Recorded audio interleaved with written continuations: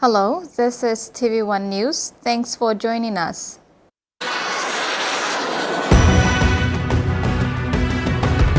In this edition, the IRD requests acquittals, exercise Tamiok strike ends well, and Pride given baptism of fire. EU-funded UN Joint Strait PNG program as part of its mission to strengthen local capacity for quality transport infrastructure works in Sepik region organized a skills training and capacity development course for 30 youths and women. The participants were pulled from different parts of East Sepik province to construct a stone masonry and gabion retaining structure that are critical for professional and quality construction works. Led by the International Labour Organization in partnership with the TVET Center in Wewak, the training aims to promote decent work employment for rural youth and women who lack in-demand practical qualifications in the area. The knowledge and skills taught during this course also help the trainees to qualify as skilled manpower, which in turn strengthens the locally available skilled labour capacity to support the road construction and development sector in the region. The Department of Implementation and Rural Development has requested provinces and districts to furnish all Service Improvement Program acquittal reports before the writs for the national general elections are issued. The IRD, which is mandated to coordinate, supervise, monitor and manage programs and grants under the Provincial and District Services Improvement Program, including the constitutional grants, are urged to submit all outstanding 2017 to 2021 SIP acquittal reports. Secretary for Department of Implementation and Rural Development, I.H. Vaki, says some provinces and districts have managed to furnish their reports while many are yet to provide as the country prepares for the upcoming national general elections. The grave concern is that when the current members of parliament lose the election and new MPs elected, then the question is who takes the total responsibility and accountability of SIP expenditure reports. When new MPs are sworn in, and in most cases the administrators and finance managers are displaced, so as the SIP records. Vaki says this is one of the policy challenges in the 5-year political cycle.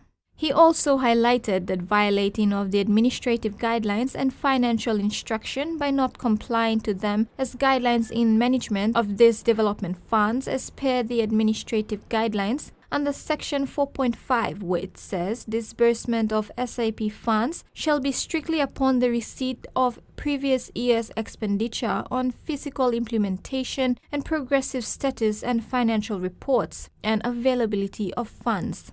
It also stated that under Section 4.6 of the AG, where SIP funds shall not be dispersed by DIRD to provinces, districts, LRGs and wards unless the preceding year's reports are submitted, appraised and certified by SIP Interagency Clearance Committee.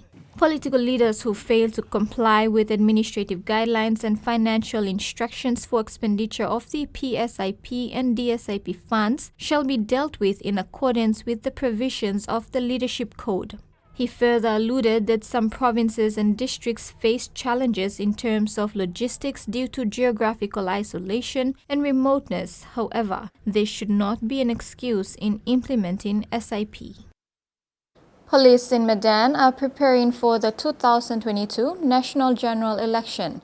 They've done a route march and other physical fitness to keep fit and prepared to be deployed to parts of the province. Provincial Police Commander Acting Superintendent Mazuk Rubiang said they started the route march last month. They will continue this exercise every Wednesday and Saturday until deployment. PPC Rubiang said officers must be physically fit to walk long distances to ensure police presence is felt and seen during the election. PPC Rubiang said Medan is mountainous and not every village is connected to road. There are areas in Raikost, Middle Ramo, Usino Bundi, Bogia, Sumka and even Medan where police officers and election officials will need to walk long distances to reach polling stations. PPC Rubiang has commended police officers in Walium, Usino and Ramu who have been keeping fit. The call has gone out to those in the rural commands like Bogia, Kaka, Saido and Ramu to get ready for the big operation that will be coming up in a few weeks. This is TV1 News. Stay tuned for more after the break.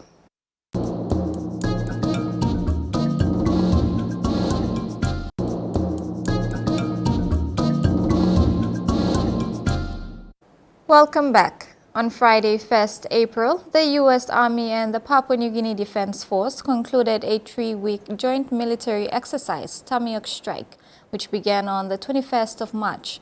The exercise focused on medical training, jungle survival, and strengthening security operations. The exercise built on last year's iteration of Tamiok Strike and strengthened the bonds of friendship between the U.S. Army and the Papua New Guinea Defense Force forged in World War II. The exercise enhanced combined interoperability capabilities through training, skills sharing, and cultural exchanges. The U.S. Army shared their experiences for basic security operations and medical training, while the PNGDF shared their expertise on jungle operations. We meet each other halfway and what's best for us going forward. So that's how we did the training over the last couple of days. So we look at the best practices and that's what we've seen so far. Yeah. Tamiok Strike was held for the first time in August 2021. This year's iteration of Tamiok Strike was held at Goldie River Training Depot in Port Moresby, Moem Barracks in Wewak and Igam Barracks Ley, and involved the 1st and 2nd Royal Pacific Islands regiments from the Papua New Guinea Defense Force and the 130th Engineer Brigade, 8th Theatre Sustainment Command, and the 10th Support Group from the U.S. Army. The welcome that we received from the PNGDF as we come here to work the security cooperation of the U.S. military and the Papua New Guinea Defense Force has been great. We've been well received. The soldiers are eager to learn, and the reception has just been phenomenal. We hope to expand on this, and we hope to continue to work towards that security cooperation with the United States Army Pacific and the Papua New Guinea Defense Force. The Tamiok Strike exercise builds on the growing relationship between the U.S. military and the Papua New Guinea Defense Force. In addition to last year's Tamiok Strike, the United States hosted senior leaders from the PNGDF in Hawaii and in Wisconsin and will continue exchanges for years to come. You're watching TV1 News. Sports is next. Stay tuned.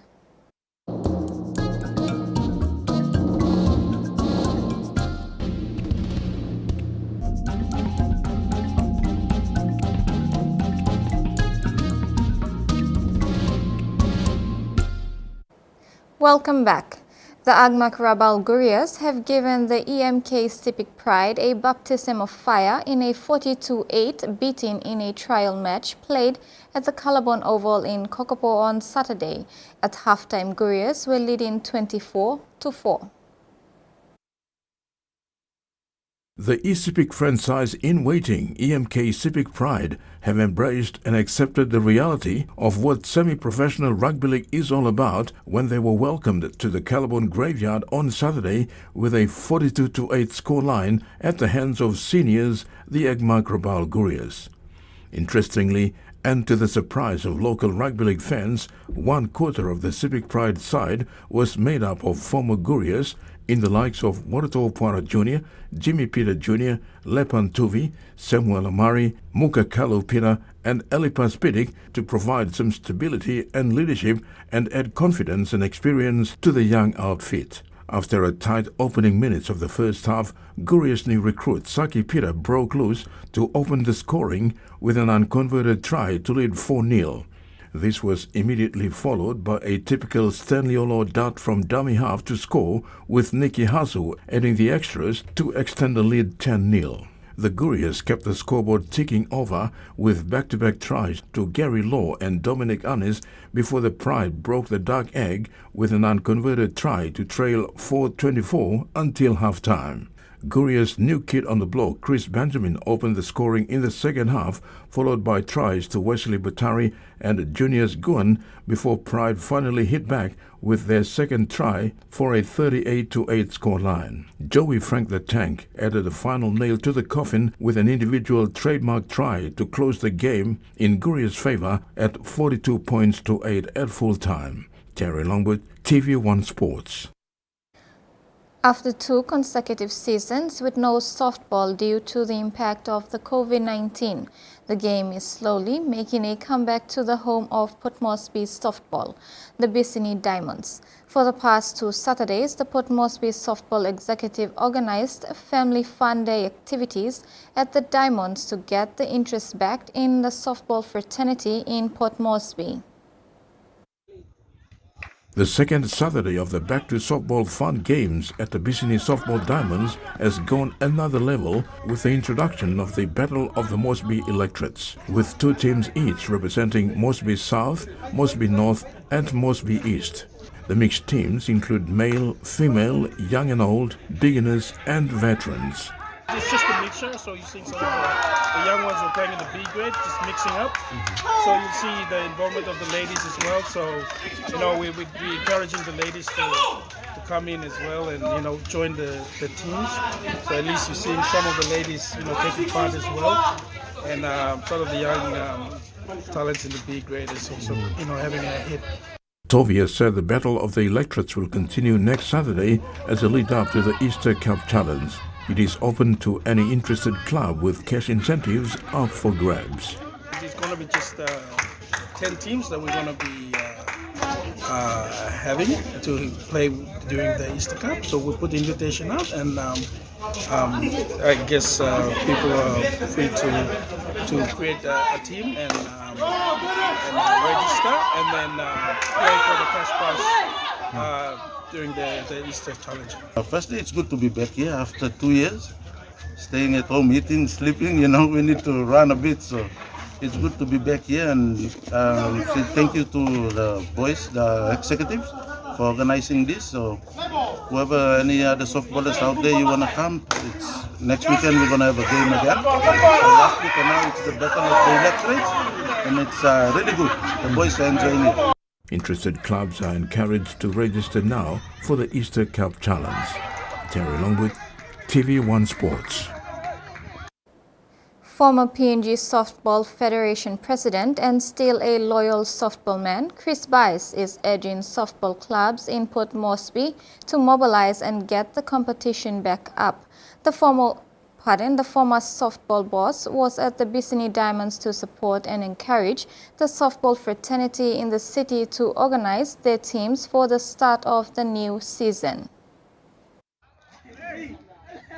Since the sporting venues were reopened for competition, Port Moresby Softball Association has been running fun games at the Bissini Diamonds to get the interest back and eventually have the competition going again. The former PNG Softball Federation President, Chris Bais, who was at the Diamonds over the weekend, commended the organizing committee for initiating the Back to Softball Family Fun Day with the aim of getting the interest and everybody back to the Diamonds. With the games been in the doldrums for a couple of seasons due to the COVID pandemic. What we'd like to encourage the teams and the softball supporters is to have the various teams organized and get into training, and also for the supporters to come out and enjoy the weekend here in the softball Diamonds. When asked about putting his hand up for re-election, Bais expressed his willingness, but only on advisory capacity. I'd like to come back, but not as an official as such, but as an advisor on to advise the organization at the national level I would very much love to come in and help in that area. Yeah. Terry Longwood, TV1 Sports. The Harlequins Open Women's Rugby Union team piled on 69 unanswered points to trash Valley Hunters nil in the Capital Rugby Union Women's 12s competition played at the Bava Park on Saturday. The Harley Girls' back-to-back wins, having dished out a similar scoreline against Wanderers last weekend, stamped their mark on the competition after 3 rounds. The 69-0 blowout scoreline over the Hunters could be a new trademark for the Harlequins women's team after annihilating Wanderers 68-12 in similar fashion last week. On Saturday, against the helpless Valley Hunters outfit, Harleys did nothing fancy.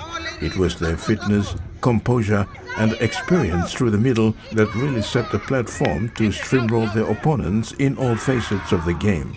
A very happy Harleys coach Anthony Pangkatana commended the girls for sticking to their game plan and more so their fitness level. The effort that they put into training, and I think that shows that in the game that they play. You know, it wasn't easy, and no game is easy for us, but I think the effort that they put at training actually helps them when we actually get out on the game day. So I think that everything goes back to them. What they did and achieved is all back to them. Pangkatana said the club is going through a rebuilding process this year and the plan now is to take one game at a time. They're actually rebuilding again, and we've got a lot of young ladies that have just joined us.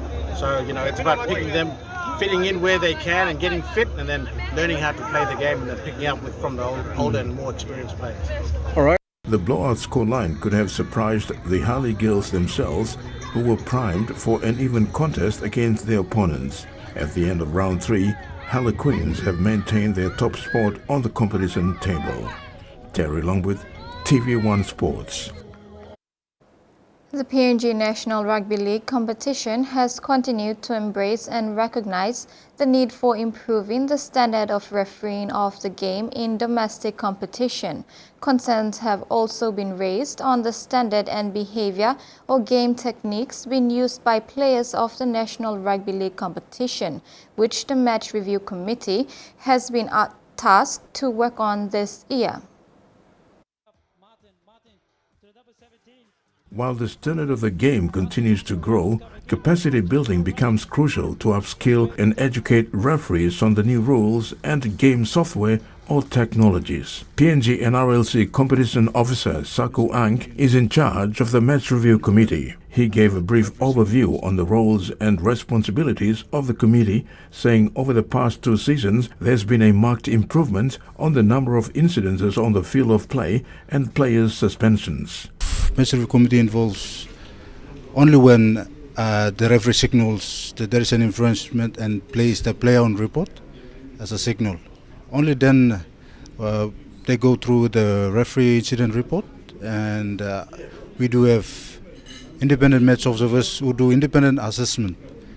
So after a player is placed on report with the match reports, together with the video footages, the match review sits down and deliberate on the case. Ank also touched on the bunker and the process used when reviewing videos. In terms of capacity and the technology that we have to incorporate every year, you know, rugby league in Papua New Guinea in terms of systems and capacity-wise, we are some few facts we need to improve. That's why, like the bunker and other technologies that we incorporate, it's a working process. Every year we need to improve. So for the last 2 years, because of the disruption with the COVID-19 and stuff, we have a shorter season of 15 weeks. So we haven't had any much incidents or issues. He said with the new season starting in 2 weeks' time, coaches, players and team officials must make it their business to review or update themselves with the new competition rules and improve on their game techniques to avoid dangerous plays and unnecessary stoppages to the flow of the game. Terry Longwood, TV1 Sports. And that ends the news tonight. Remember to apply the following simple measures to prevent transmission of the coronavirus. Regularly wash your hands with soap and water. Cough or sneeze into your elbow. and exercise social distancing. If you are feeling sick, please stay at home. You can also call the COVID-19 hotline number for more information or assistance. Pleasant viewing. Bye for now.